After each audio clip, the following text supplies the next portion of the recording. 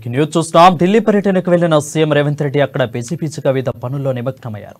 ఇవాళ deputy CM బట్టి విక్రమార్కతో కలిసి రేవంత్ రెడ్డి కేంద్ర పరిశ్రమలు వాణిజ్య శాఖ మంత్రి పీయూష్ గోయల్ను కలిశారు. ఈ సందర్భంగా రాష్ట్రంలో ధాన్య సేకరణపై కేంద్ర మంత్రితో చర్చించారు. కేంద్రం నుంచి పౌర సరఫరాల శాఖకు రావాల్సిన 4,246 కోట్ల నిధులు విడుదల చేయాలని కోరారు. అంతకుముందు సీఎం ఏఐసీసీ నేత కేసీ వేణుగోపాల్తో వారు భేటీ అయ్యారు. త్వరలో రాష్ట్రంలో ఎమ్మెల్సీ ఎన్నికలు, నామినేషన్ పదవుల భర్తీతో పాటు లోక్సభ ఎన్నికలు జరగనున్నాయి. ఈ నేపథ్యంలో అధిష్టానంతో రేవంత్ రెడ్డి చర్చలు జరపడం ఆసక్తికరంగా మారింది.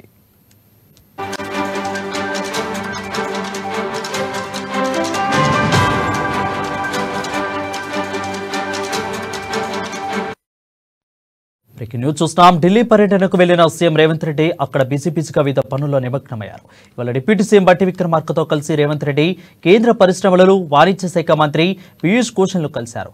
ఈ సందర్భంగా రాష్ట్రంలో ధాన్య సేకరణపై కేంద్ర మంత్రితో చర్చించారు.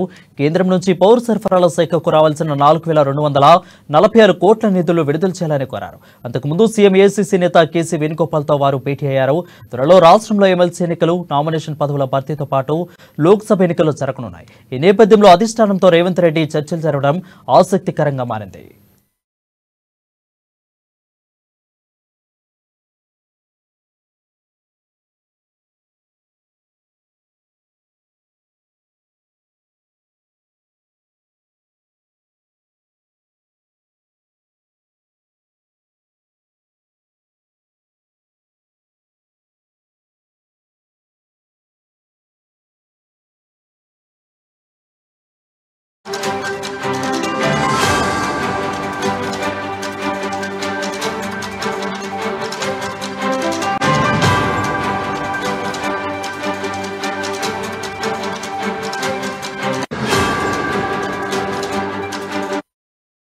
బ్రేకింగ్ న్యూస్ చూస్తాం. ఢిల్లీ పర్యటనకు వెళ్లిన సీఎం రేవంత్ రెడ్డి అక్కడ బిజెపిగా వివిధ పనుల్లో నిమగ్నమయ్యారు.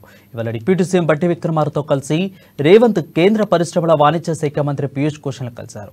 ఈ సందర్భంగా రాష్ట్రంలో ధాన్య సేకరణపై కేంద్ర మంత్రితో చర్చించారు. కేంద్రం నుంచి పౌర సరఫరాల శాఖకు రావాల్సిన 4,246 కోట్ల నిధులు విడుదల చేయాలని కోరారు. అంతకుముందు సీఎం ఏఐసీసీ నేత కేసీ వేణుగోపాల్తో పాటు భేటీ అయ్యారు. త్వరలో రాష్ట్రంలో నామినేషన్ పదవులు, అదేవిధంగా ఎమ్మెల్సీ ఎన్నికల భర్తీతో పాటు లోక్సభ ఎన్నికలు జరగనున్నాయి. ఈ నేపథ్యంలో అధిష్టానంతో రేవంత్ రెడ్డి చర్చలు జరపడం ఆసక్తికరంగా మారింది.